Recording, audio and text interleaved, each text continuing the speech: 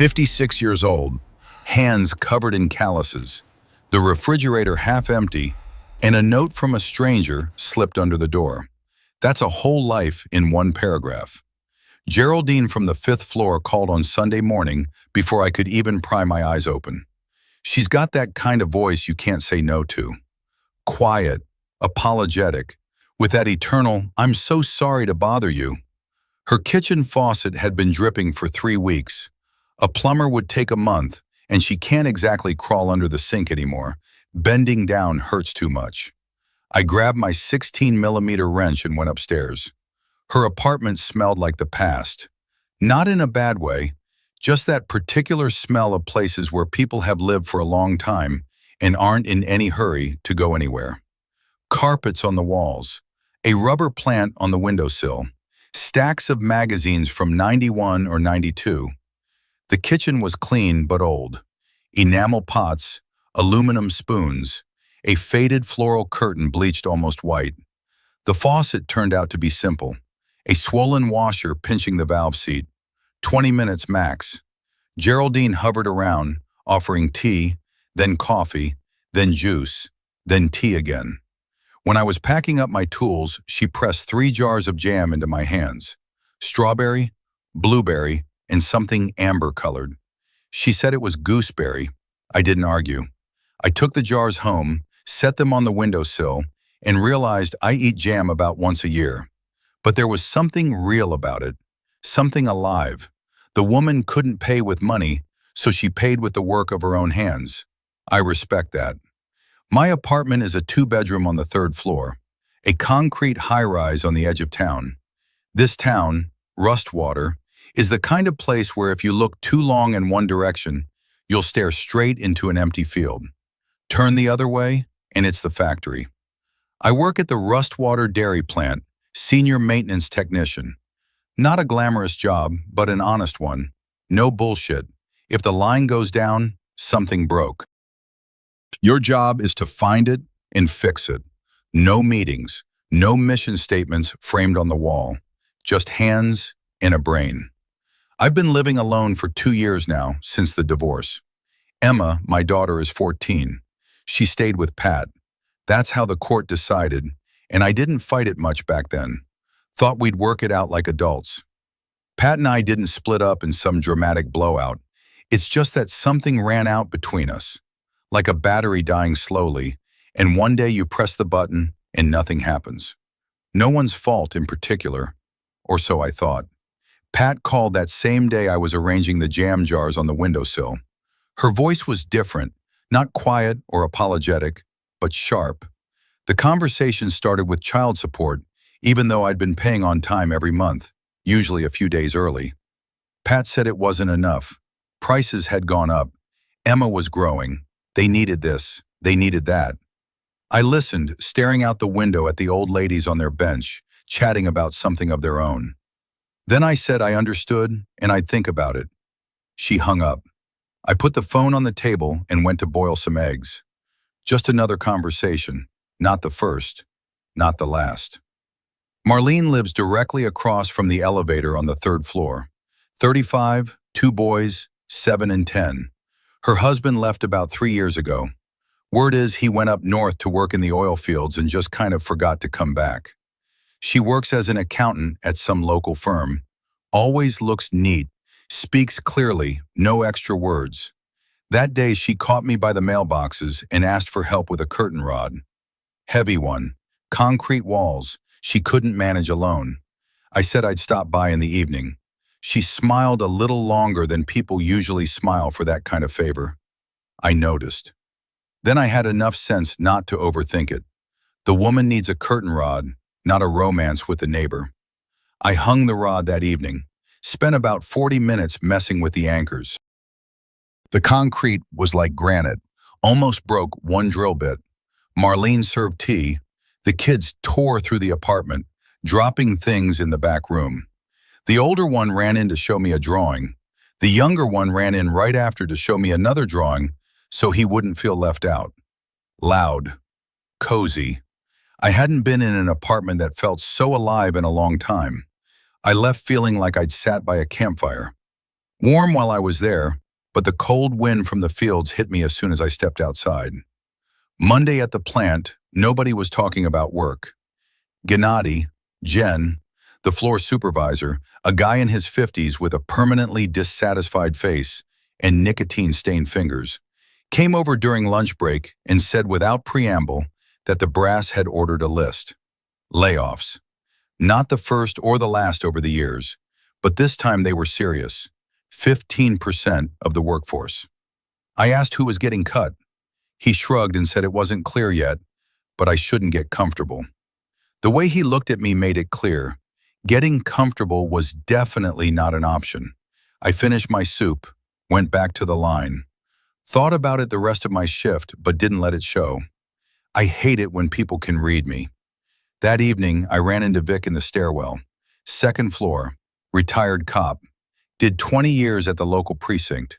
Short, solid, with hands that still look like they've worked even at 70. He moves the same way all the time, without hurry, like a man who can't be surprised by much anymore. We nodded at each other. I pressed the elevator button. He stood next to me and looked at me a little longer than simple politeness required. Not studying me, not trying to intimidate, just looking with that quiet, assessing interest that never leaves a retired cop. I didn't ask why. The elevator came. We went to our separate floors. And under my apartment door there was a note. A sheet of notebook paper torn neatly, no frayed edges, handwritten. Large letters, slightly shaky, tilting left. The way people write who were taught differently in school. Alan, please help. I have a problem with my wiring.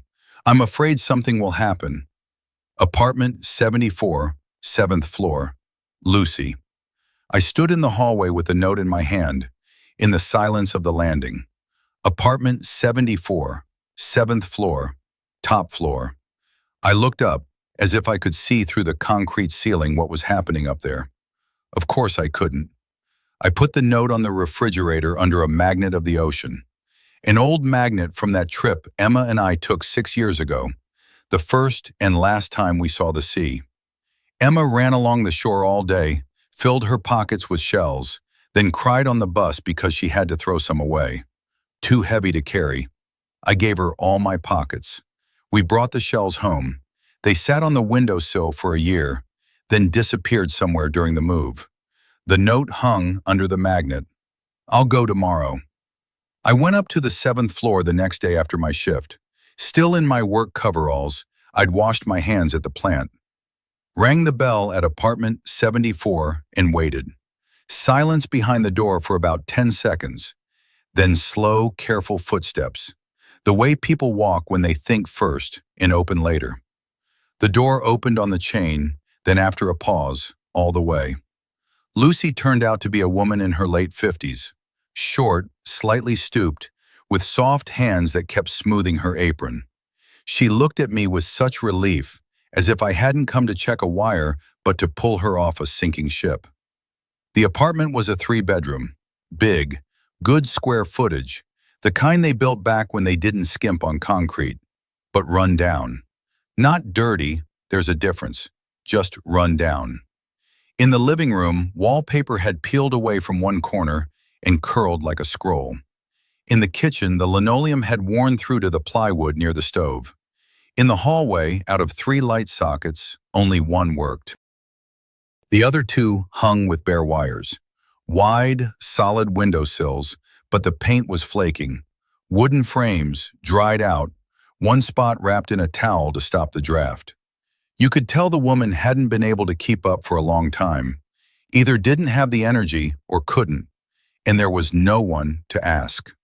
The wiring turned out to be a real problem, not imaginary. Somewhere near the breaker panel, a connection had gone bad. Aluminum oxidation, heat buildup. The breaker tripped every 2 or 3 days, especially when she ran the kettle and the TV at the same time. I sorted it out in about an hour, cleaned the contacts, re-insulated the wires properly, tightened the terminals. While I worked, Lucy hovered and talked. She was a widow.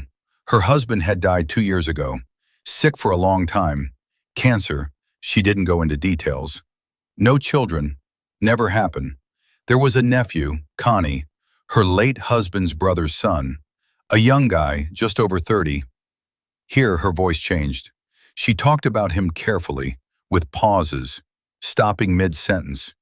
The way people talk about something they're afraid of, but won't name directly. Here's the gist. Connie showed up about 6 months after the funeral, after things had settled. At first, he acted like a concerned relative, helped out, brought groceries. Then the conversation started drifting in another direction.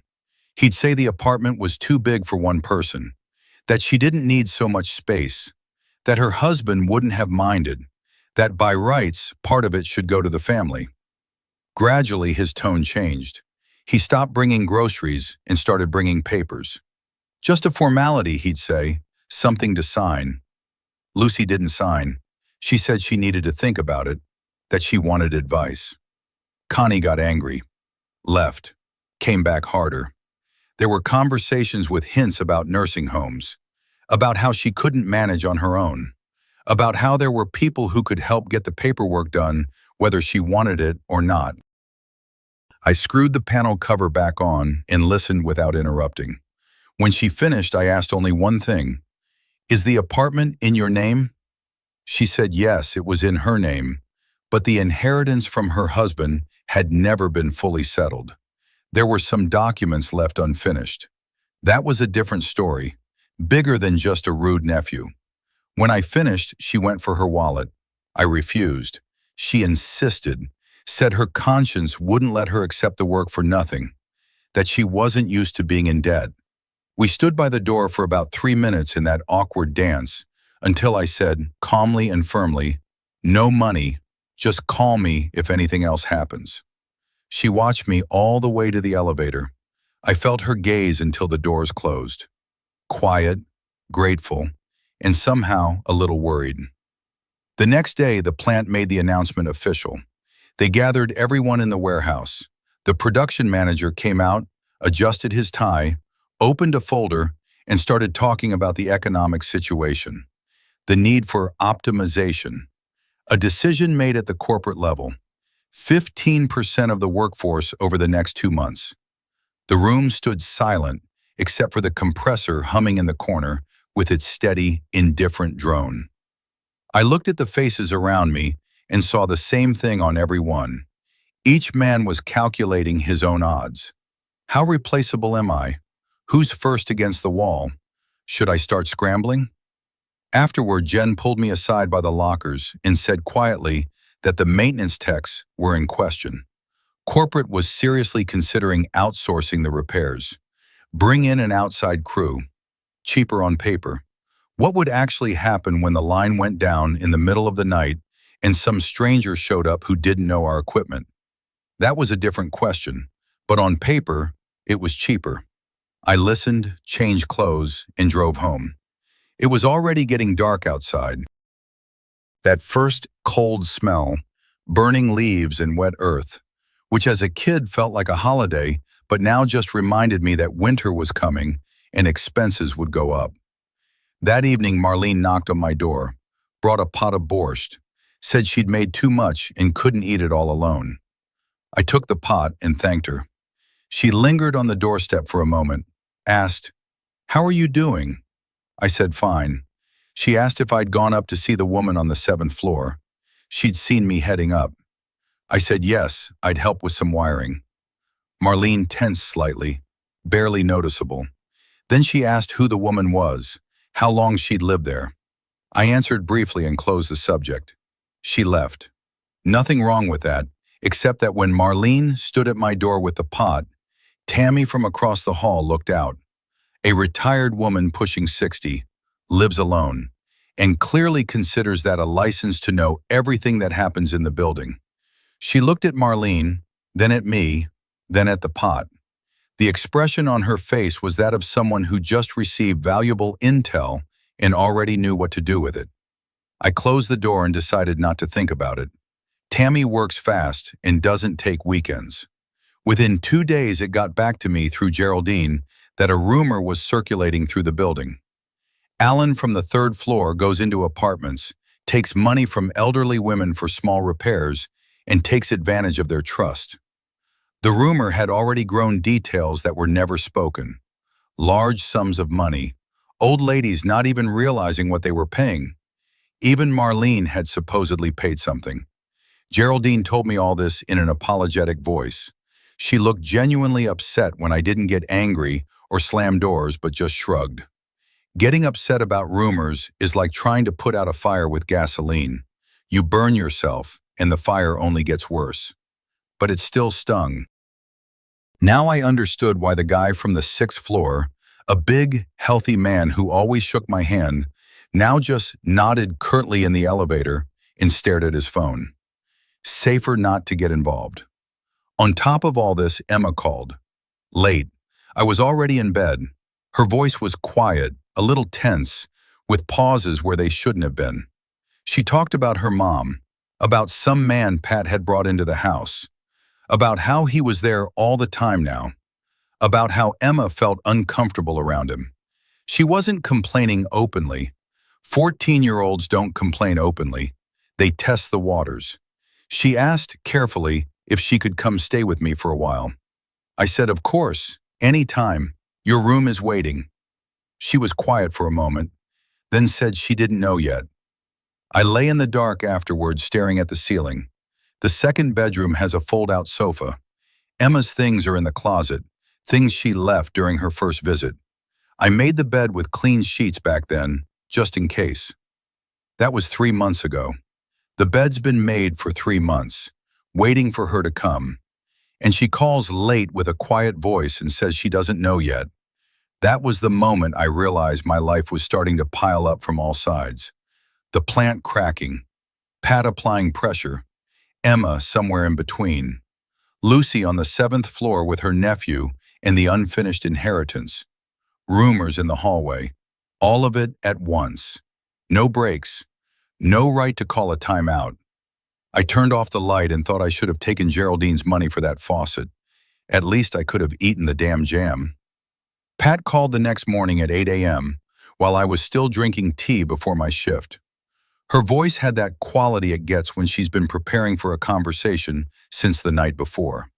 Clear, pushy, no pauses.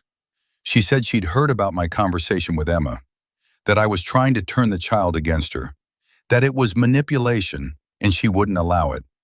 I tried to say Emma called me herself, that she asked on her own. Pat cut me off. Emma was still a child.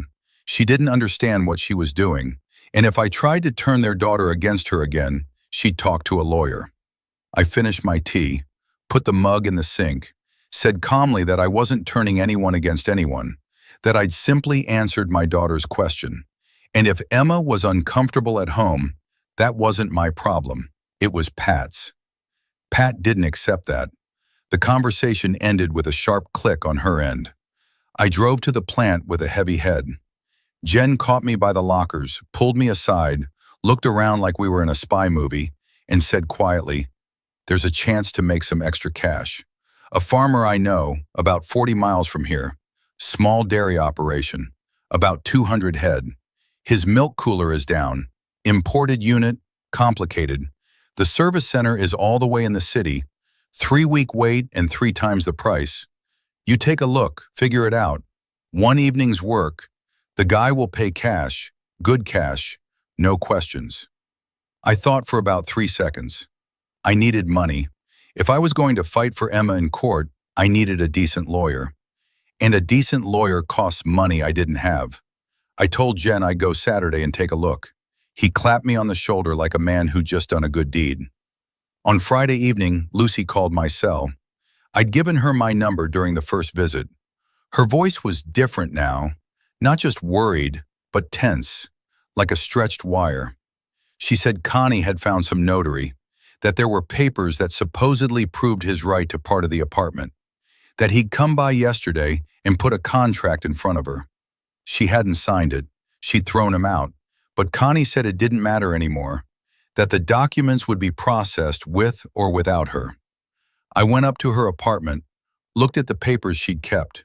I didn't understand the legal jargon, but one thing caught my eye.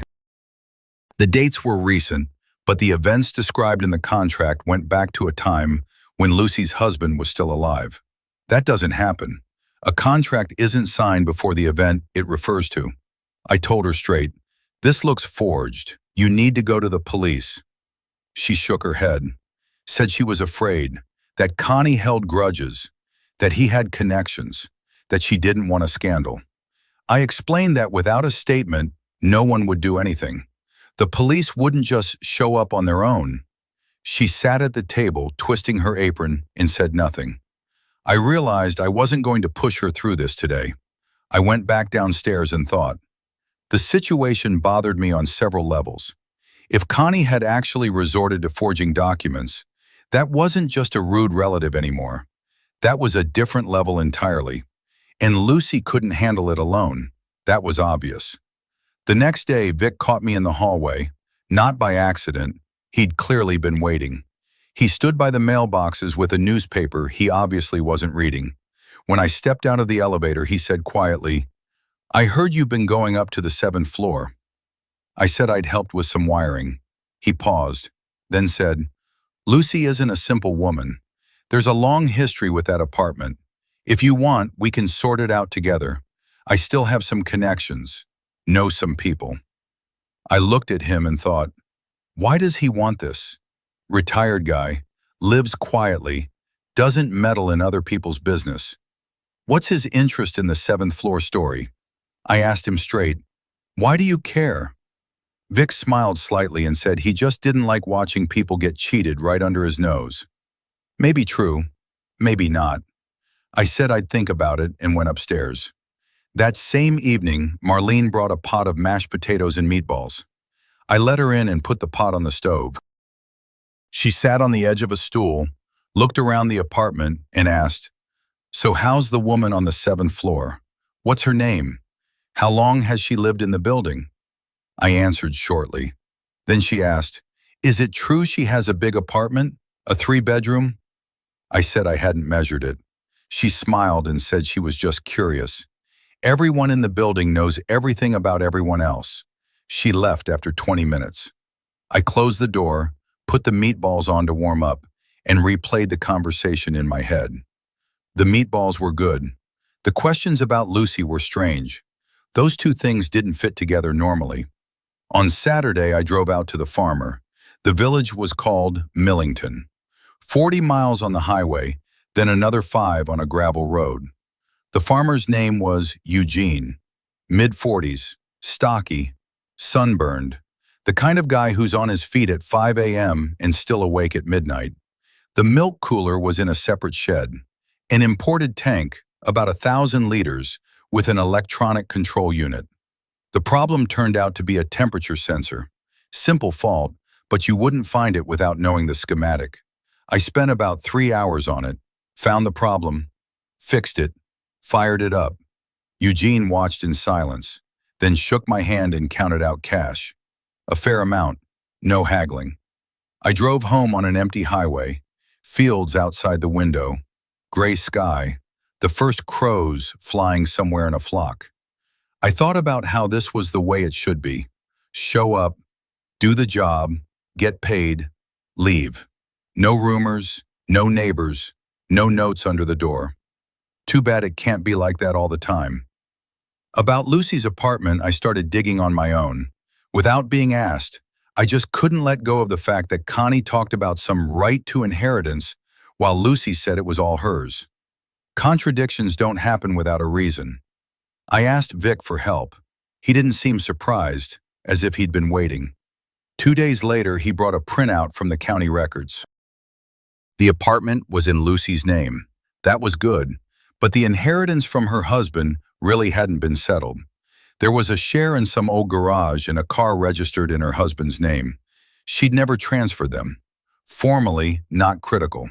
But it gave Connie a hook to keep pulling, to keep talking about division, to scare her, to pressure her. An experienced con artist doesn't work with what's real. He works with what the victim is afraid of. Vic explained that the deadline for entering into inheritance had long passed, but it could be resolved through court if there were valid reasons. A long process, but possible. The main thing was for Lucy to start acting instead of waiting for Connie to grind her down. Connie showed up in the hallway on Wednesday evening. I saw him in person for the first time. A guy in his mid-30s, average height, a face that wanted to look confident but overdid it just slightly. Dressed neatly, expensive jacket, polished boots. He stood by the elevator, waiting. When I walked in, he looked at me with interest, the way you look at someone you've already studied from a distance. He asked directly, "Are you Alan from the third floor?" I said yes. He said, "I heard you've been visiting Lucy. Who are you to her?" I answered calmly that I was a neighbor helping out with small things. He paused for a second and said that was fine. Good people were needed, but family matters were for the family to sort out. Outsiders had no business there. Not rude, but clear. I looked at him without anger, just straight in the eyes, and said that outsiders usually don't get involved unless something's wrong. The elevator came. I got in. The doors closed. Connie stayed on the first floor. I wasn't scared, but I remembered. People don't start conversations like that for no reason. That same week, Tammy went into overdrive. I heard it from different people. From Geraldine again. From a guy on the 8th floor I barely knew. The rumor now was this. Alan from the 3rd floor takes money from elderly women for repairs. He robs trusting old ladies. He goes into their apartments pretending to help. Someone added that the amounts were substantial. Someone else added that something shady was going on with Marlene too. The story was alive and multiplying without my involvement. I thought about going to talk to Tammy, then decided not to. A conversation with someone like that either gives her new material or she pretends to repent and keeps doing what she does. Pointless. What was much worse happened at the plant on Thursday. I was called into Artie's office, the production manager, a meticulous man, files and protocols for everything. He sat me down, opened a folder, and asked directly whether I'd gone to see a farmer named Eugene to repair equipment. I felt something go cold in my stomach, but my voice didn't change. I said I'd gone on my own time, on a weekend.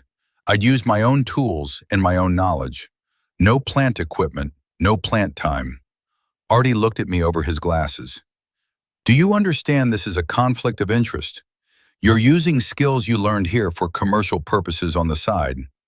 I answered that any mechanic in America can fix a neighbor's faucet for money, and it's not a conflict of interest. Nowhere in my employment contract was there a prohibition against working on weekends in my own specialty outside the plant. He opened the contract, flipped through it. I knew it wasn't there. I'd read the damn thing the night before when I realized this conversation was coming. Artie closed the folder, said there were no further questions, that I could go. But his tone was that of a man who didn't like that he hadn't found a hook. I left the office and ran into Jen in the hallway. He was looking away, hands in his pockets. I understood without words. He was the one who told them. Why? That was the question. Maybe he got scared he'd be dragged into it. Maybe he wanted to curry favor with the new management, given the layoffs. People do different things in those situations. I walked past him without saying a word. Nothing to say. On Friday, Emma came for the weekend, as agreed. I'd cleaned the apartment, bought groceries. Emma walked in, looked around, put down her backpack, and the first thing she did was open the refrigerator. There was milk, eggs, cheese, Geraldine's jam, chicken legs, and a bag of frozen dumplings for emergencies. Emma looked at it with an expression that made it clear. To her, this was an empty refrigerator. She was used to something else. Pat is like that, always has a full fridge. She's domestic that way. I didn't make excuses. I asked what she wanted for dinner. She said macaroni and cheese. I made it. She ate in silence, staring at her phone. Then she put the phone down and said, "Dad, it's really lonely here." I said it was fine. I was used to it. She was quiet for a moment, then added, "I like it here better. It's quiet." I didn't know what to say to that, so I said nothing. I just poured her more tea. On Sunday morning, while Emma was still asleep, Lucy knocked on my door. She came in person, which was unusual. She stepped inside, sat on the edge of the chair in the hallway, hands on her knees. She looked like she'd been thinking for a long time and finally made a decision. She said, "Alan, I want to offer you a deal. You do a full renovation of the apartment, everything that needs to be done, and in return, I'll sign over a share to you, say, a quarter." I looked at her for about 10 seconds without speaking. A quarter of a 3-bedroom in Rustwater is real money. Not a fortune, but real. A full renovation is months of work. Every evening after the plant. Physically brutal. Materials paid out of pocket, or however we agreed. The arrangement was risky. A deed of gift can be contested, and Lucy was a woman with a history I didn't fully know. Vic had already hinted that she wasn't simple. I said I'd think about it. She left. Emma came out of the bedroom, half asleep, hair sticking up in every direction. She asked who that was. I said a neighbor. Emma opened the refrigerator, pulled out a block of cheese, bit straight into it and asked, "Dad, why do you look so worried?" I said, "Life, sweetheart." She snorted and went to wash her face. Life. Couldn't say it better. For 2 days I thought about Lucy's offer. Not constantly, but it ran in the background. A quarter of a 3-bedroom on the 7th floor in Rustwater was roughly a year and a half of my salary at the new rate. The one I hadn't been promoted to yet, but had been hinted at. Real money. The work was also real. A full renovation in that condition. 3 months minimum. Every evening after work. Weekends without a break. Plus materials, which cost money. And it wasn't clear who was paying for them. Vic caught me at the mailboxes again on Tuesday morning. He had a habit of appearing right there, as if he lived by those mailboxes. He asked if I'd thought about Lucy's offer. I was surprised he knew. He smirked and said, "Everything gets heard in this building, especially if you know what to listen for." Then he said, more seriously, "Alan, I'm not trying to scare you, but be careful. Lucy isn't an evil person, but she's a scared person. And scared people do strange things. There's a longer history with that apartment than she's told you." I asked what exactly he meant. Vic shook his head and said he wasn't ready to say anything specific yet. Needed to check a few things. But the gist was, don't rush, watch carefully, don't sign anything without reading it twice. I went upstairs and sat down to think from a different angle. Vic was a retired cop. He'd seen all kinds of people. He had a nose for this stuff. If he said be careful, there was something there. On the other hand, he'd offered to help sort out the situation himself. So he had an interest too. Whose interest exactly, I didn't yet understand. I went to the county recorder's office the next day and pulled a copy of the records for Lucy's apartment. All clean. She was the owner. No liens, no attachments. But Vic was right about one thing. The inheritance from her husband was still hanging.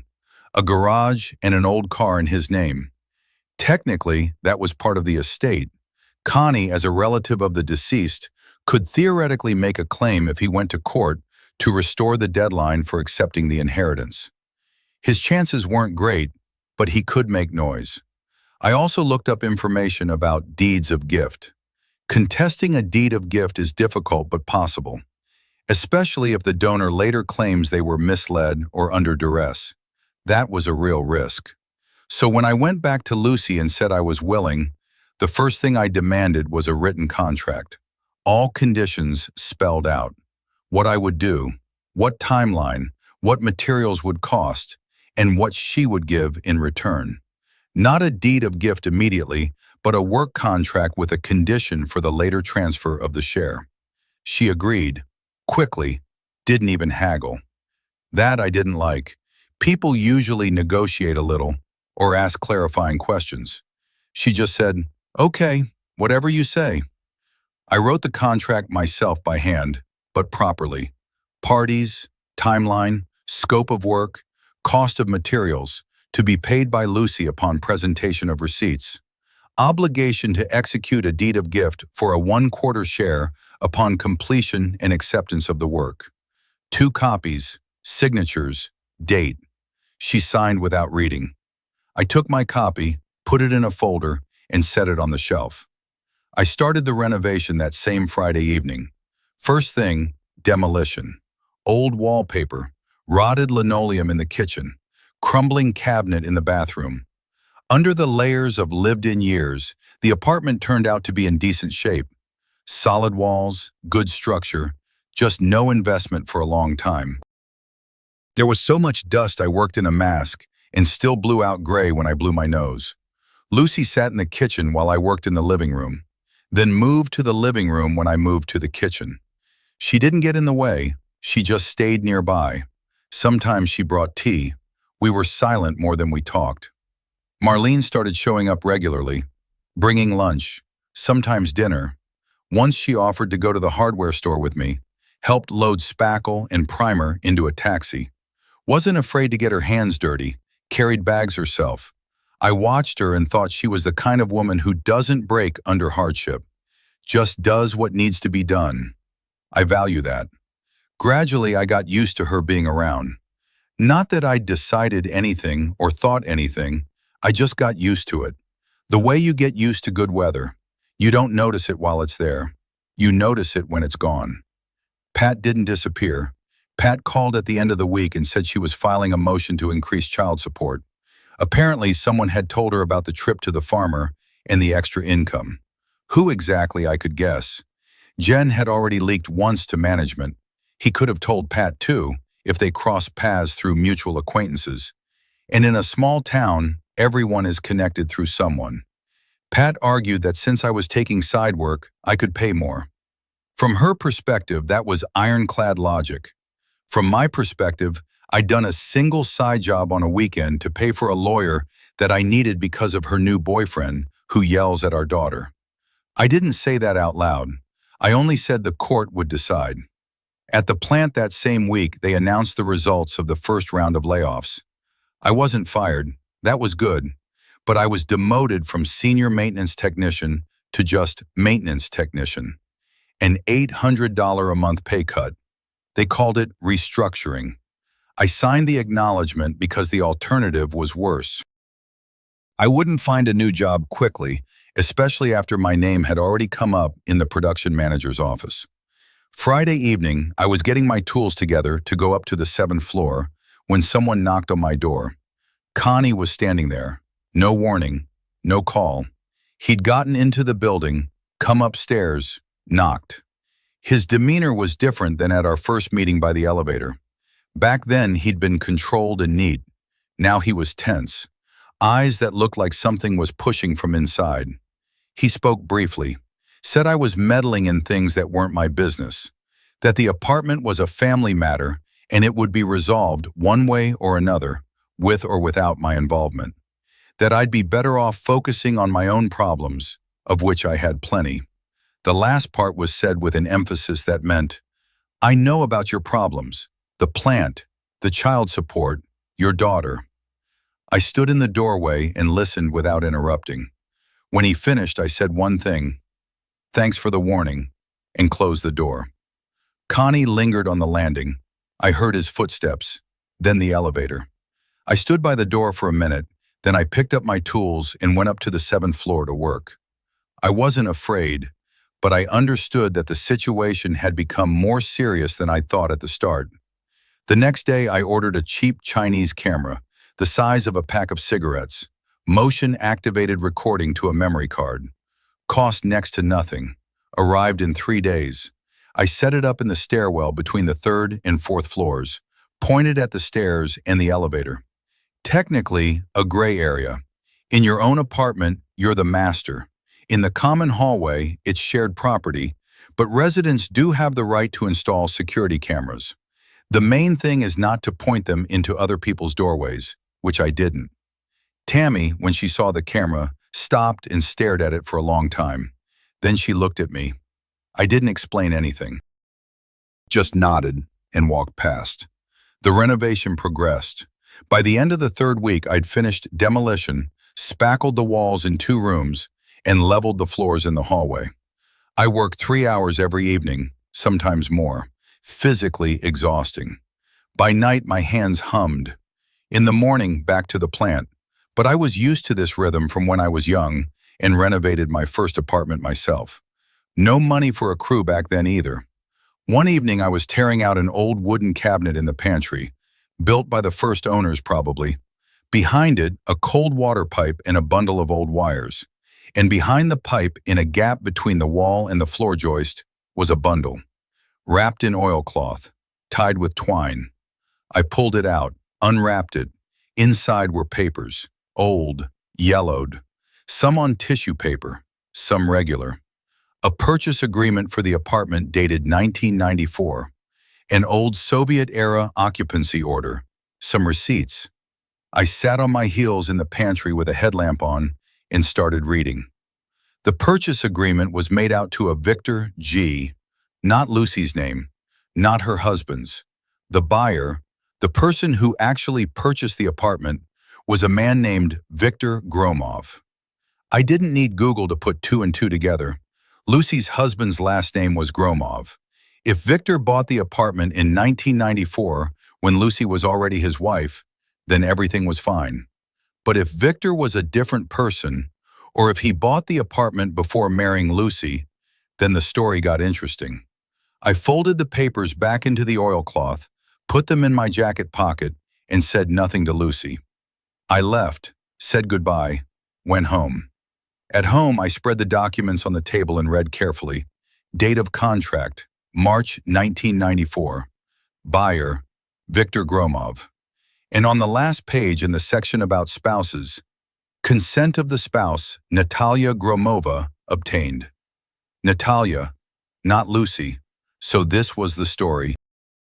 Lucy's husband bought the apartment, but at that time his wife was another woman, Natalia, who gave her consent to the purchase. That meant the apartment was acquired during the marriage to the first wife, which meant formally she had a claim to half at the time of divorce, if there was a divorce. And if the first wife was still alive, or if she had heirs, then there could be other claimants to the apartment. Claimants Lucy either didn't know about or knew and kept quiet. That was a whole different level of problem. Not just a rude nephew pressuring an old woman. This was potentially disputed property with a history I had just stepped into with my tools and a contract for a quarter share. The next evening, Marlene came by with dinner. We sat in my kitchen. She told me about her boys, how the older one got into a fight at school, how the younger one wanted to take karate. I listened, ate, answered. A normal evening. Then she asked, "How's the renovation on the 7th floor going? When will you be done?" I said it would still be a while. She paused, then said, "She's strange, that Lucy." I asked why strange. Marlene said she just seemed that way. And then I asked as if casually, "Where did you move here from?" She said from Red Bluff, about 40 miles from Rustwater. I said, "Red Bluff, that's toward the county line." She confirmed. I asked if she happened to know Connie, Lucy's nephew. He'd mentioned he was from those parts too. Marlene froze for a second, just a second.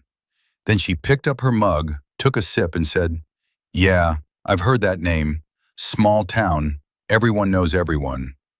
Her voice was steady, but that second was there. I noticed it.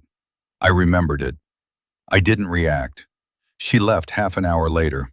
I cleared the table and thought, now that's interesting. Marlene has a connection to Connie through that town. She's been asking about Lucy from the beginning, bringing food, helping, as if just being nice. But maybe she is just being nice. Maybe she really did escape that life and has nothing to do with Connie. Maybe she's just a lonely woman who likes having a living, breathing man as a neighbor. I didn't know, and I couldn't check. Vic brought news 2 days later. He knocked on my door in the evening with a serious face.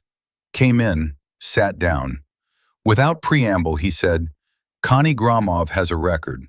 3 years ago, fraud in a real estate transaction. Suspended sentence with probation." He hadn't formally violated probation, but the gist was this. He'd helped a man sell an apartment that had one owner on paper, but other claimants in reality.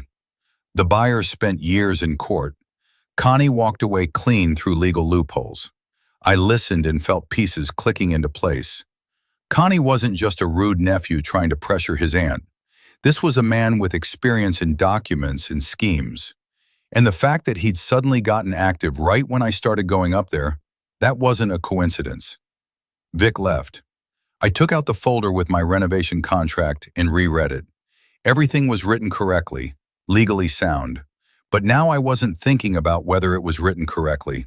I was thinking about whether I understood correctly what I'd gotten myself into.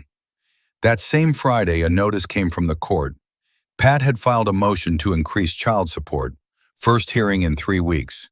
I sat on the couch with the paper in my hand. Outside, it was already dark.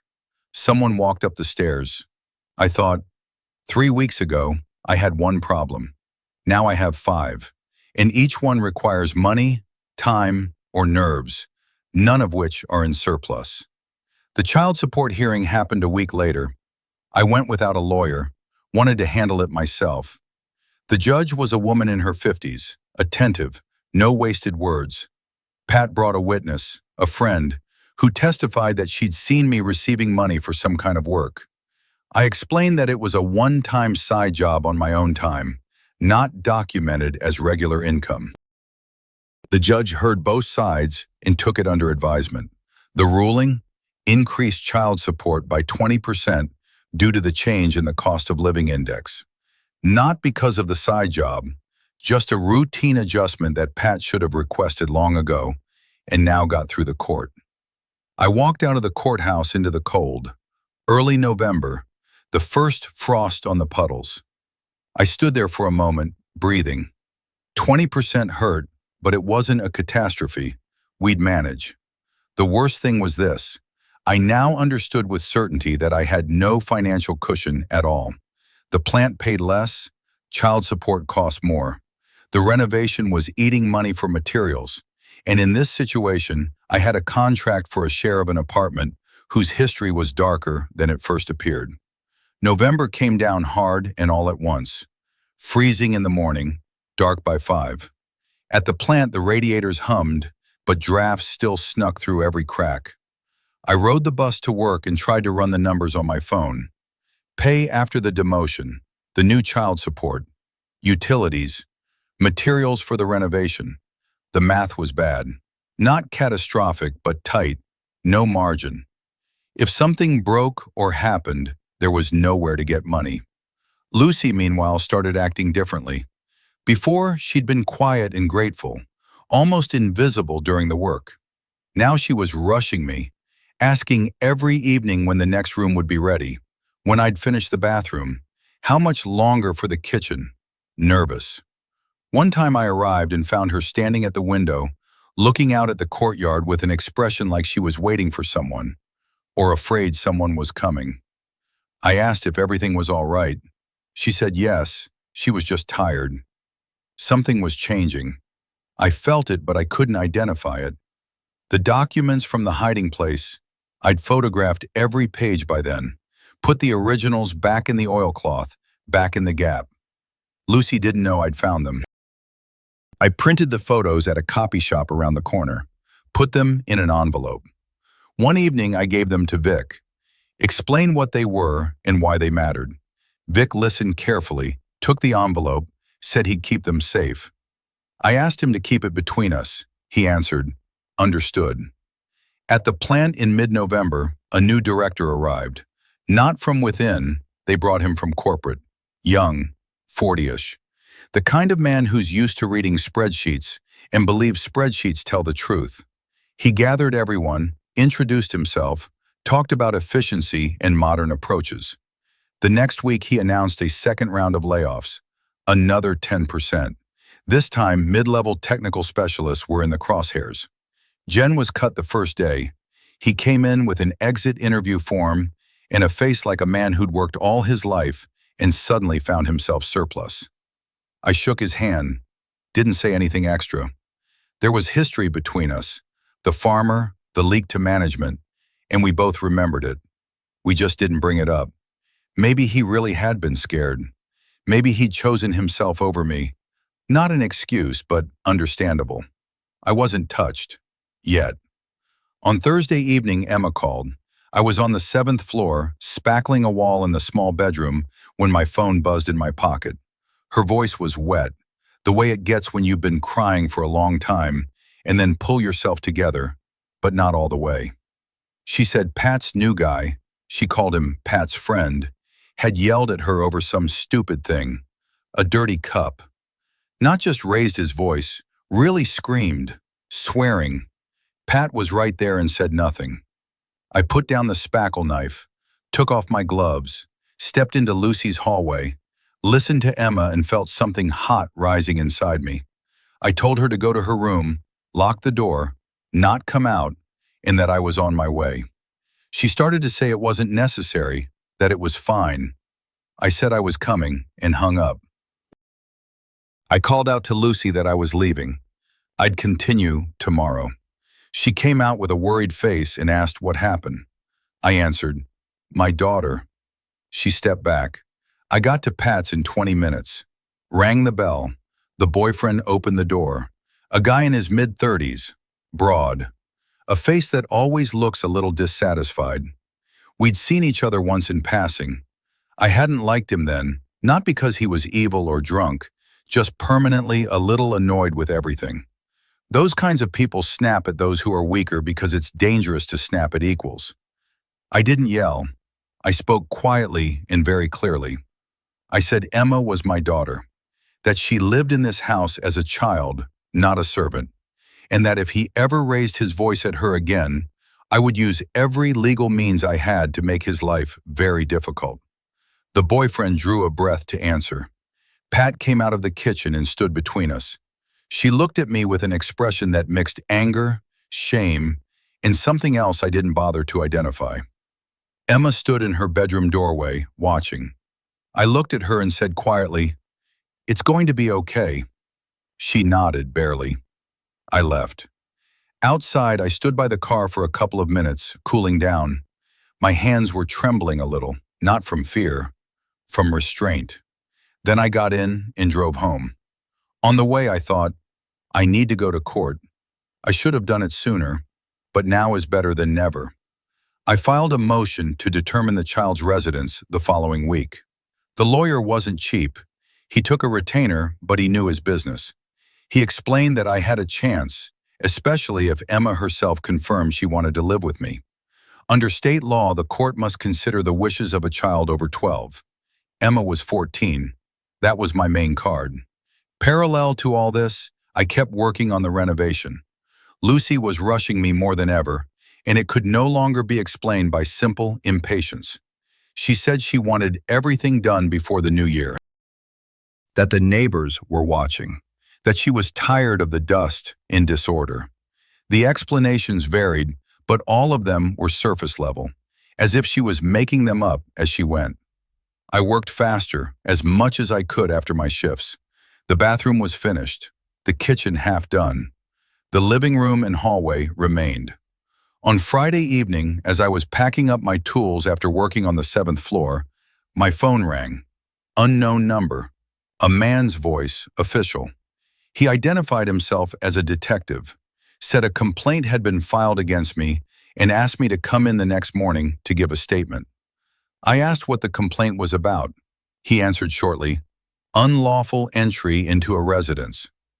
I put the phone in my pocket, looked at the walls I'd just been spackling, at the tools in my bag, at the contract sitting at home in my folder.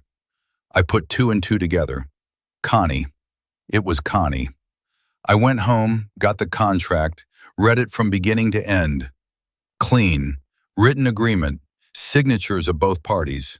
Date. No unlawful entry. An ordinary work contract. But I knew how this worked. A complaint was filed. That meant a formal reason for an investigation. And while the investigation dragged on, it wore on everyone's nerves. And if Lucy suddenly changed her story, the picture would change completely. The next morning I went to the station.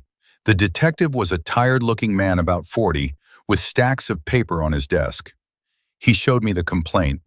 Connie Gromov alleged that a certain Alan, a neighbor, had systematically entered apartment 74 without legal basis, posing as a helper, misleading an elderly owner. I showed him the contract. The detective took it, read it. I said there were witnesses, that Lucy had asked for my help herself, that all material costs were documented with receipts. The detective wrote something down and said he would need confirmation from the owner herself. The next day they called Lucy in. I didn't know what she would say. That's why I barely slept that night. I thought about the contract, about how quickly and easily she'd signed it, about how she'd been rushing the renovation, about Vic's warning. She wasn't as simple as she seemed. I thought about the documents from the hiding place, now in Vic's envelope.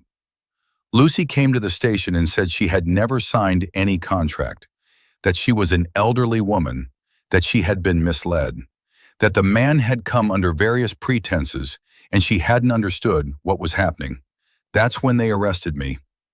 48 hours in the county holding cell, 4-man tank, 2 other detainees, the smell of bleach and stale air, a small window near the ceiling. I lay on the steel bunk and thought not about how bad everything was, but about what I actually had and how to use it. The contract with her signature, the receipts for materials, the camera in the hallway with footage of Connie, Vic with the documents from the hiding place. This wasn't nothing, this was a defense. The plant found out the same day. In a small town, information travels fast.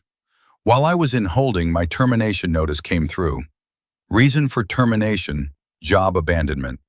Technically correct, I hadn't shown up for my shift. The fact that I'd been arrested at the time was irrelevant to them. The lawyer came 6 hours after my arrest. Vic found him and brought him personally, paid the retainer out of his own pocket, which surprised me and also didn't.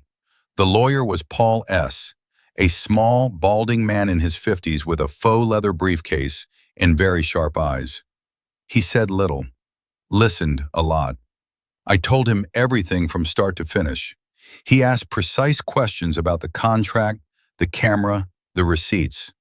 When I mentioned the documents from the hiding place and said Vic had copies, he allowed himself something like a satisfied pause. He said there was plenty to work with. The 48 hours would run out. There were no grounds for detention given the contract. The main thing now was to document everything and not give any unnecessary statements without him. Exactly 46 hours later, they released me. I walked outside and breathed cold air. November. Dusk. Streetlights already on. Across from the station stood Vic. Next to him, Marlene in her coat, with a face that said she'd been waiting a long time and was tired but hadn't left. It turned out she'd come that morning and given a statement. She told the detective that she'd personally seen Lucy invite me into her apartment, that she'd observed this multiple times in the hallway, that Lucy had personally told her about the arrangement with the neighbor for the renovation. They took her statement. I looked at Marlene and thought about what to make of this. She was Connie's cousin, that same Connie, and yet she'd come to give a statement in my favor.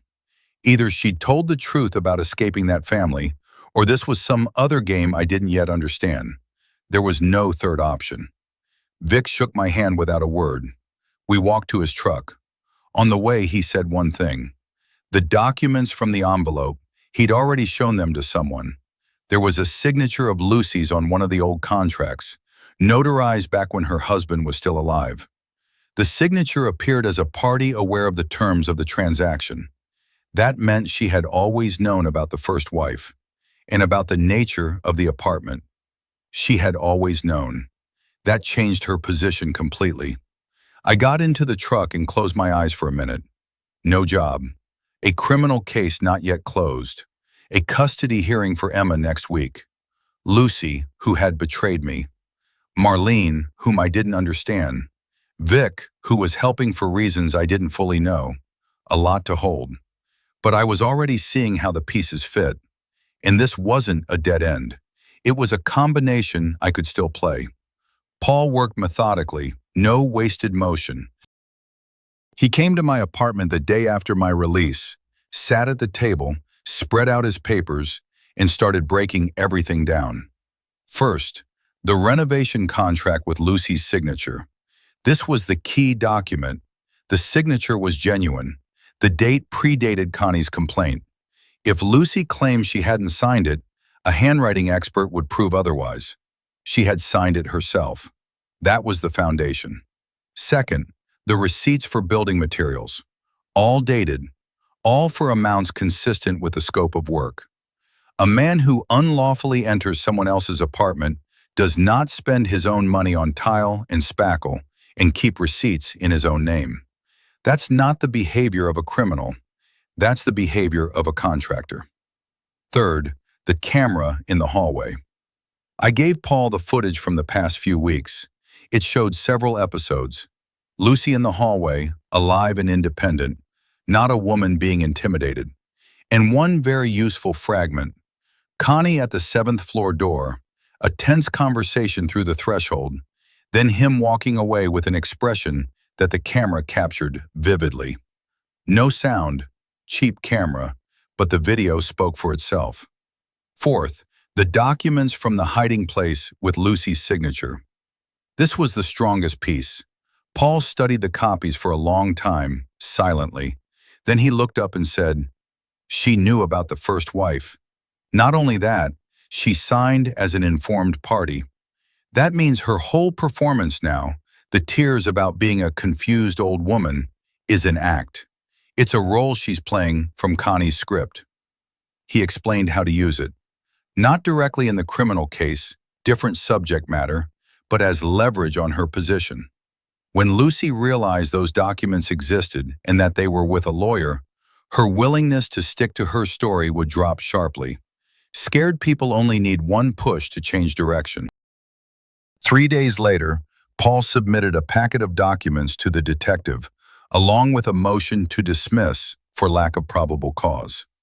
The detective said he'd review it. Standard phrase that meant nothing, but he accepted the papers. Then things got interesting. Connie, apparently feeling the ground shift, went back to Lucy, and this time the conversation was loud. I didn't hear it myself, but Geraldine on the 5th floor told Vic, and Vic told me. Connie was pressuring Lucy, demanding she hold the line, telling her that if she backed out now, he would do something bad. What exactly, Geraldine hadn't made out, but his tone was such that she was afraid to go into her own apartment and stood by the door. This time, Lucy didn't stay silent. Something in her seemed to have snapped, or maybe just accumulated. She told him she was tired, that she didn't want this anymore, that he'd promised one thing and something else had happened. Connie left the apartment angry, slammed the door so hard something rattled on the hallway wall. The camera caught it all, including him in the hallway, not seeing the camera, kicking the wall and saying something through his teeth. Silent, but his face said plenty. The custody hearing ran in parallel. Pat came with her friend, who testified that I was unstable, that I'd shown up at night, caused a scene, frightened the children. She was talking about that evening I came after Emma's call. I'd arrived at 9 p.m., spoken quietly, left in 10 minutes. They called it a nighttime disturbance. The judge listened attentively. Then she gave the floor to Emma. Emma sat up straight, hands on her knees, spoke without prompting, said she wanted to live with her dad, not because her mom was bad, but because that's how she felt. Because at her dad's it was quiet and clear. Because she wasn't a little kid anymore and had the right to choose. The judge looked at her, then wrote something down. Pat sat with a face like she'd been slapped, even though no one had said anything bad.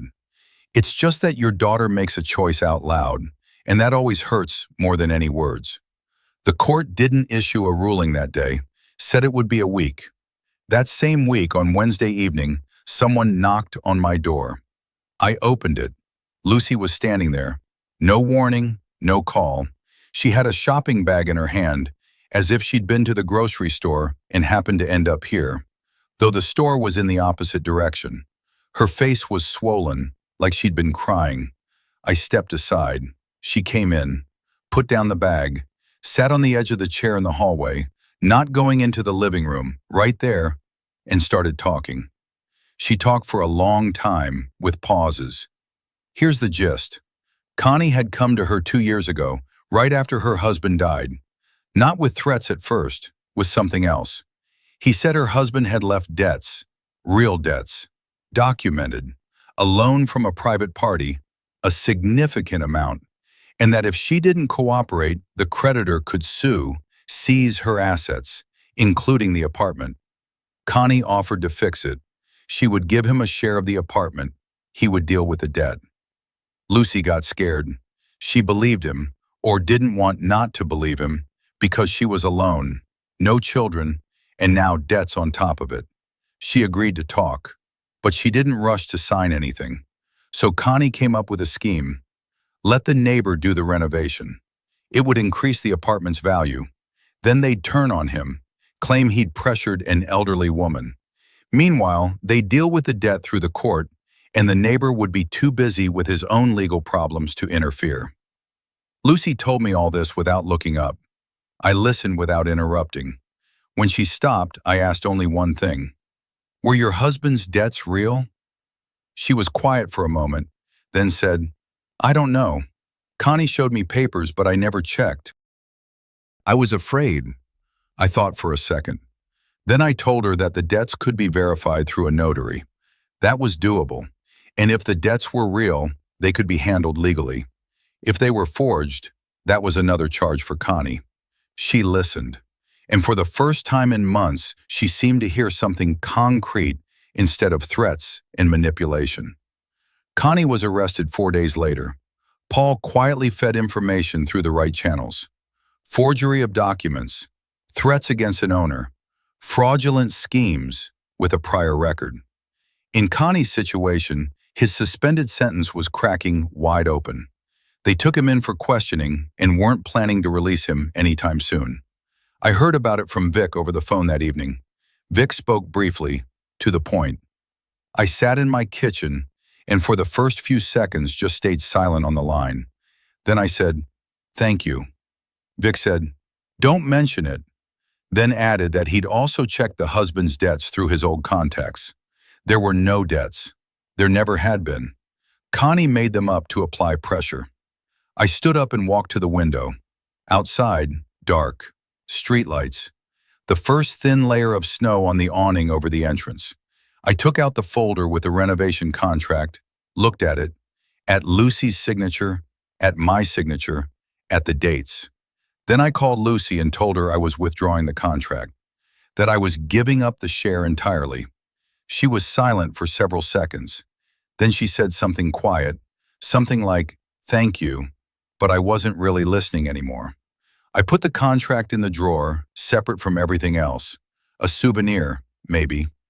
The court's ruling on Emma came on Friday. The judge ordered that the minor child Emma reside with her father. Considering the child's wishes, the stability of the father's living situation, and the absence of any criminal record or substance abuse. The criminal case against me had been dismissed by then for lack of probable cause. That also played a role. Pat sat in the courtroom with a face like she'd been expecting a different outcome until the very last second. She didn't appeal. Not that day, not later. Maybe she was tired. Maybe she realized Emma had reached the age where children make their own decisions. Emma moved in on Saturday. She arrived with 2 suitcases and a backpack, put them down in the hallway, walked through the apartment, looked into her room. The sofa was made up with clean sheets. Her things were in the closet. On the windowsill was a jar of blueberry jam I still hadn't opened. She looked at the jar and said, has that been sitting there since summer? I said, since fall. I was waiting for you. She put the kettle on and went to unpack her things. That was the whole move. I didn't have a job. After the firing, I went to the unemployment office, registered, got my benefit letter. It wasn't much, but it was official, important for child support. No income meant minimum payments until I found something new. Paul had explained that nuance in advance. I used it. Jen called me himself a week after Emma moved in. I was at home, putting up a shelf in Emma's room. Jen spoke without preamble. He'd been cut in the last wave too. He was thinking about starting his own business, had an idea, wanted to talk. I said, come over. He came that same day with a notebook full of scribbled notes. We sat in the kitchen, Emma sat with us. She wasn't shy about adult conversations, and I didn't chase her away. Jen laid out the idea: a small repair and maintenance service. Official. Registered LLC. Licenses where required. Proper contracts with clients. He'd been thinking about it for a long time, he said, just never took the leap. Now he had no choice. He proposed we do it together. He'd handle the business side, organization, clients. I'd be the technical specialist, the hands. Profit split 50-50. I listened and thought about how this had started. Geraldine's faucet, Marlene's curtain rod, Lucy's wiring. I'd done all that for free and gotten jam and rumors in return. Now I could do it officially and get paid. The only difference was paperwork and approach. I said, let's try it. Jen slapped the table with his palm, pleased. Emma, not looking up from her phone, said, Dad, you're becoming an entrepreneur. I said I didn't know what to call it yet. She said, handyman, but official.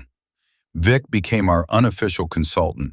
He offered himself, said he had connections at City Hall, knew people at the tax office, understood the local market. He didn't ask for anything in return, just said, help me out later if I need something around the house. We agreed. Marlene helped with the LLC paperwork. She's an accountant. It's her job. She came over with her laptop, sat at my kitchen table for 3 hours, filled out forms, explained what was what. Emma brought her tea and sat down to listen to the tax talk with the expression of someone who'd unexpectedly found it interesting. I watched them both and thought that this apartment had become somehow different, warmer, not empty. Marlene and I didn't discuss anything. We didn't define anything. She came, helped, left. I didn't rush. She didn't push. Some things just fall into place on their own if you don't get in the way. Lucy finally settled her husband's inheritance through the court with Vic's help. He found her a good lawyer and explained how to file for an extension. The process took 2 months, but it went cleanly. The garage and the car became officially hers. Not a single debt turned up, not one penny. Connie was in custody awaiting trial by then. Forgery plus threats plus violation of his previous probation added up to real time. Everyone understood that, including his lawyer. Lucy came to see me one more time after it was all over. She brought a cake in a box, homemade. She baked it herself, set it on the table, said she didn't know how to say things like this, but she had to. I said she didn't have to say anything, that it was all behind us. She stood for a minute, then left. The cake was good. Emma ate half of it in one evening. Our LLC's first client was Tammy. I'm not kidding. Tammy from the 4th floor, chief rumor monger, the one who'd spread the story about me robbing old ladies, called a week after we posted an ad in the local community group. She said her faucet was leaking and a floorboard was squeaking in her hallway. She asked how much it would cost. I gave her a price. She haggled a little. We agreed. Jen laughed afterward and said, "There's your client base." I went to Tammy's, fixed the faucet, secured the floorboard. She offered tea. I didn't refuse. She didn't mention the past rumors. Neither did I. We talked about the weather and how the building needed a new intercom system. I said that was the property manager's job. She said she knew, but they never answered the phone. I promised to find the contact number for her. As I was leaving her apartment, I ran into Geraldine in the stairwell. She was carrying a heavy grocery bag. I took the bag and carried it up to the 5th floor. She thanked me and asked, "Is it true you're doing this officially now? Repairs and all?" I said it was true. She said, "Well, good, because I still have jam, but I'd rather pay cash." I laughed. The first time in a long time I'd laughed for no reason at all. That evening, Emma and I sat at home. She did her homework at the table. I read. We had that quiet rhythm that doesn't appear all at once, but builds slowly, when people get used to being around each other. My phone buzzed. An unknown number. A man's voice. He said he'd seen our ad. He had a private house, a big job, wanted to meet and discuss it. I said I could come tomorrow. I put the phone down and looked at Emma. She looked up from her notebook and asked, "Who was that?" I said, "A client." She said, "Dad, you're officially the neighborhood handyman now." I smiled. Handyman. It started with a joke, with faucets and curtain rods, with jars of jam and neighbors' requests.